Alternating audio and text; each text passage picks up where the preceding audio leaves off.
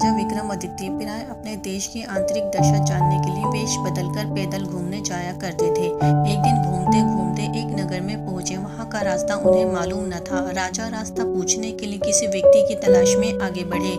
आगे उन्हें एक हवलदार सरकारी वर्दी पहने हुए दिखा। राजा ने उसके पास जाकर पूछा, महाशय, अमुक स्थान जाने का रास्ता क्या है, कृपया बताइए। हवलदार में अकड़ कर कहा, मूर्ख, तू देखता नहीं मैं हाकिम हूँ, मेरा काम रास्ता बताना नहीं है, चल हट, किसी दूसरे से पूछ। राजा ने नम्रता से पूछा, महोदय, यदि सरकारी आदमी भी किसी यात्री को रास्ता बता दे तो कोई हर्ज तो नहीं है, खैर मैं किसी दूसरे से पूछ लूंगा, पर इतना तो बता दीजिए कि आप किस पद पर काम करते हैं। हवलदार ने भौहें चढ़ाते हुए कहा, अंधा है, मेरी वर्दी को देखकर पहचानता नहीं कि मैं कौन हूँ। राजा ने कहा, शायद आप पुलिस के सिपाही हैं। उसने कहा, नहीं, मैं उससे ऊंचा हूँ। तब क्या नायक है? नहीं, उससे भी ऊंचा। अच्छा, तो आप हवलदार हैं। हवलदार ने कहा, अब तो जान गया ही कि मैं कौन हूँ, पर यह तो बता, इतनी पूछताछ करने का तेरा क्या मतलब, और तू कौन है? राजा ने कहा, मैं भी सरकारी आदमी हूँ। सिपाही की एट कुछ कम हुई। उसने पूछा, क्या तुम नायक हो? राजा ने कहा, नहीं, उससे ऊंचा। तब क्या आप हवलदार हैं? नहीं, मैं उससे भी ऊंचा हूँ। तो क्या दरोगा है? नहीं, उससे भी ऊंचा हूँ। हवलदार ने कहा, तो क्या आप कप्तान हैं? राजा ने कहा, नहीं, मैं उससे भी ऊंचा हूँ। सूबेदार जी हैं? नहीं, मैं उससे भी ऊंचा हूँ। अब तो हवलदार घबराने लगा।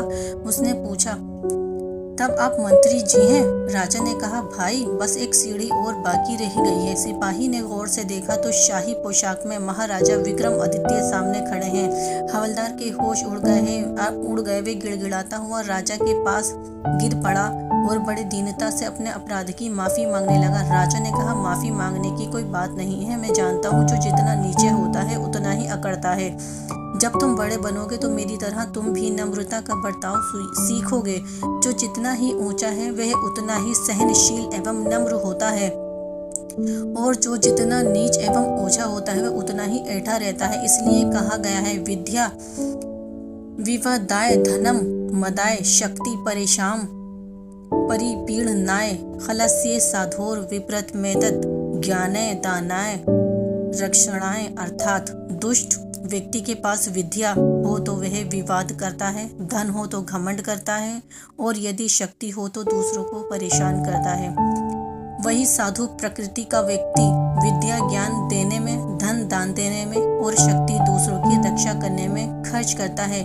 बाय एवरीवन, अल्लाह हाफिज।